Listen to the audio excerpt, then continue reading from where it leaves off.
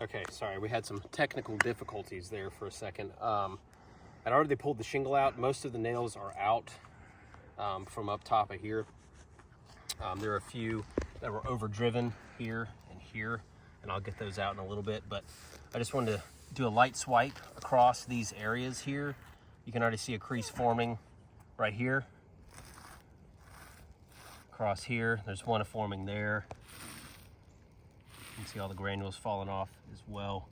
So it's looking like, unfortunately, this is not going to pass repairability. And like we had talked about before, the original 31 shingles that we had done, or that had been documented by State Farm, was not accounting for all the other ones as well. I mean, I counted over 45 plus when I did my inspection here.